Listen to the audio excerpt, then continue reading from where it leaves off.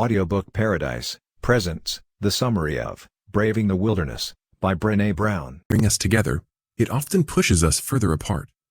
Maybe you feel alienated from your family and friends, all of whom are divided by polarizing political opinions.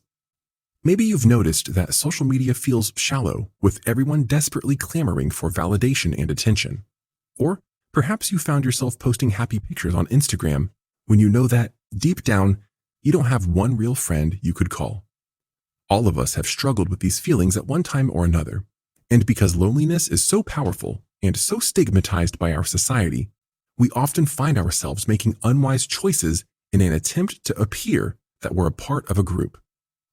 However, the author argues that we can never use other people to truly fill the hole inside.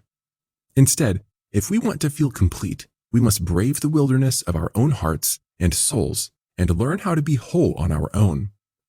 Over the course of this summary, we'll explore the author's Wilderness Survival Guide. Chapter 1. The Search for Belonging. When people are asked what they're most afraid of, many people say spiders, heights, or the dark. But many others say they're most afraid of being alone. And whether we admit it or not, at the core, this is a universally human fear. For many of us, this stems from an early formative experience with loneliness, one that made us dread the prospect of ever feeling that way again. Maybe it started in elementary school, when you were the only kid who didn't get invited to a birthday party. Maybe you were crushed by the awkward humiliation of standing beside a table with your lunch tray, asking, "Can I sit here?" only to be turned away. Maybe you experienced some form of racism or sexism that left an indelible print on your young heart. Sadly, the author has experienced every one of these scenarios I just described. And just as you might expect, these experiences had a powerful impact on her emotional development. From an early age, simple facets of her identity, like her name and the color of her skin, proved divisive. When she was only 4 years old, she felt keenly out of place in both white and black circles, and this lack of belonging generated a core shame that haunted her for years. It got even worse when she didn't make the cheerleading team in high school, when she starved herself and attempted to modify her body, her name, her identity, in a desperate effort to fit in. As you might expect, these are heavy feelings to carry at such a young age, and so she began abusing alcohol in high school and as a young adult. Fortunately, however, a silver lining came when she accepted that she needed help and attempted to get on a path to recovery. But although this is typically a hopeful and definitive moment in a person's life, the author's path to recovery wasn't quite so optimistic because, once again, she didn't fit in. The sponsors at Alcoholics Anonymous noticed that her alcoholism and her obsession with unhealthy codependent relationships were inextricably linked. So, she was rejected from Alcoholics Anonymous. Yeah, that's right, and pushed into the direction of another support group, Codependence Anonymous. But once again, a support group that should have offered help and hope proved to be a place of pain and rejection. Because although people aren't commonly rejected from support groups, the author found herself being excluded from not one, but two.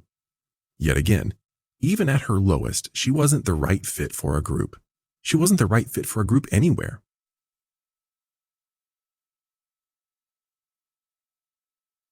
Chapter 2.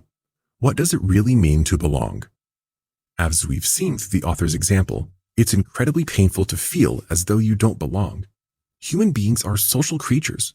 We crave the comfort of conformity, of being surrounded by a pack. We want to fit in rather than stand out. But the author's own experience has taught her that fitting in is actually the opposite of belonging. When you first hear that statement, it might sound a little wacky. After all, isn't fitting in the same thing as belonging? The author argues that, actually, nothing could be further from the truth. And that's primarily due to a little thing called imposter syndrome, a mental health condition which affects a whopping 70% of all people. The Harvard Business Review defines imposter syndrome as a collection of feelings of inadequacy that persist despite evident success. Imposters suffer from chronic self-doubt and a sense of intellectual fraudulence that overrides any feelings of success or external proof of their competence. they seem unable to internalize their accomplishments, however successful they are in their field. High-achieving, highly successful people often suffer, so imposter syndrome doesn't equate with low self-esteem or a lack of self-confidence. In fact, some researchers have linked it with perfectionism, especially in women and among academics. And this is especially true of the author. You may have also experienced it yourself, perhaps in high school or college. Maybe, as a high school student, you dressed like everybody else, talked like everybody else, and hung out with the cool kids in an effort to appear like you belonged. But deep down, you may have felt that you had nothing in common with your friends at all. Why? Because you didn't have a real connection. You might have fit in on the surface, but you didn't belong because that wasn't really your tribe. Your relationship with your friends was far from authentic, and therefore, you still felt as though you didn't belong. The same is also true of college students or professors who go to great lengths to convince others that they fit in their environment. But under the surface, you might constantly think, I don't really belong here. Someone's going to figure it out. They're going to know that I'm not as smart, not as talented, not as worthy. And so, into the end, it doesn't matter if you appear to fit in with the right crowd. Fitting in is not the same as belonging. The author discovered this firsthand when, as an adult, she experienced an awakening. She realized that she had spent her entire life pursuing the acceptance and approval of others. She had wasted so much time trying to make other people like and include her. But in the end, she discovered that you can never really belong to anybody but yourself. That's because people, places, and circumstances will come and go throughout your life. But you are stuck with you forever. And at the end of the day, you must only seek acceptance and belonging within yourself. It's easy to define your worth in terms of other people's validation and approval. But as hard as it can be to accept that, another person's opinion does not define you. Ultimately, only you can define you. The author realized that her pain and her search for belonging ended on the day she decided to accept herself. 3. The metaphorical wilderness. As we progress throughout this book, you may be wondering why the author chose to entitle her work Braving the Wilderness. What does the wilderness have to do with belonging, especially when there is no hiking or travel anywhere within this story? But the title stems from the fact that Brown finds inspiration in the concepts of metaphorical wilderness. When you think about it, the concept of the wilderness is both exciting and terrifying because it is vast and empty. In the wilderness, you are left with nothing but yourself and a wide open terrain. And if you're afraid of being alone or afraid to become alone, the concept of being on your own in a vast wilderness might be the scariest thing in the world. But the author posits that that's exactly why we must brave the wilderness. Because if we want to truly accept ourselves and find peace, we have to be willing to face that emptiness. We must stand vulnerable, alone, and accepting of ourselves. We must learn to be okay with being on our own. That's why the author invites every reader to consider their own personal wilderness. It may look different for everyone, but one thing is for certain. We all have our own wilderness to face. So what's yours? Maybe you need to go and get comfortable with going out and doing activities on your own. Have you been waiting to find your tribe before you go to the movies, go for cocktails, or try a nice restaurant? In this case, your wilderness might be doing those things alone. It might be difficult at first, and you might worry that you will look lonely or pathetic for being on your own. But the truth is that there's something empowering about being comfortable with your own company. Many people are so afraid of being alone that they spend time with people they don't even like just to look like they have friends. And this is another sad example of trying too hard to fit in or belong. So don't fall into that trap. Go out, be brave, and empower others to do the same. Similarly, your wilderness might take on the form of validation through social media. Maybe you constantly find yourself posting pictures and judging your self-worth by the number of likes, followers, and comments you get. When a lot of people engage with your posts, you feel great. And when they don't, you feel like you're the scum of the earth. But seeking digital validation is no different from trying to fit in with a group of kids who will never accept you. The approval of strangers on the internet does not define you, and it doesn't mean you belong. That's because you belong to yourself, not to your Instagram profile. However, facing these truths can be scary.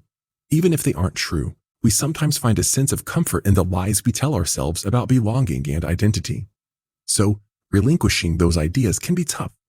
And that's why the author contends that you need some survival skills for your journey into the wilderness.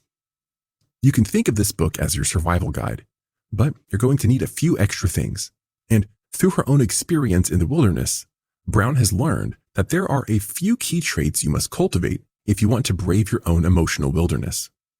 For starters, you have to be willing to be vulnerable and embrace painful truths. Neither of these things are easy to do, but they are absolutely critical if you want to grow as a person. It's also important that you give yourself the freedom to be goofy and free. When we're trying to fit in and belong to other people, we often neglect to give ourselves this freedom because we're afraid of what others will think. But you can't truly belong to yourself if you're afraid to be honest with yourself.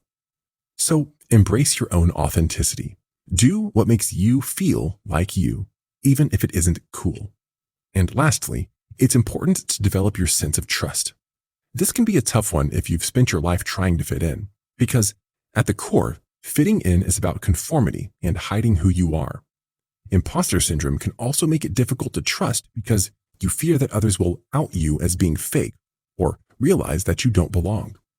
This, in turn, makes it difficult to open up and form trusting connections with others. But you can't belong to yourself unless you can be honest with yourself and with others. So cultivate these 7 trustworthy traits in yourself and look for people who embody these qualities themselves. The author affirms that a trustworthy person is reliable, willing to take responsibility for their mistakes, respectful of personal boundaries and personal information, ethical, open-minded, and willing to give of their time and heart. Feeling like you don't belong is painful. Rejection can often haunt us for our entire lives, and if we're not careful, we can internalize our experiences with rejection until we come to view them as a part of our identities. This, in turn, can make us desperate to belong, so desperate that we become inauthentic and disconnected from ourselves. And that's exactly why Brené Brown believes that we must surrender that search for belonging. Rather than attempting to fit in with others, we must brave the wilderness and face our own hearts so that we can truly belong to ourselves. Because, as the author has seen through her own painful firsthand experience, fitting in is not the same as belonging, and you can only ever truly belong to yourself. So, shake off that need for someone else's approval and cultivate your relationship with yourself. Thank you for listening to Audiobook Paradise.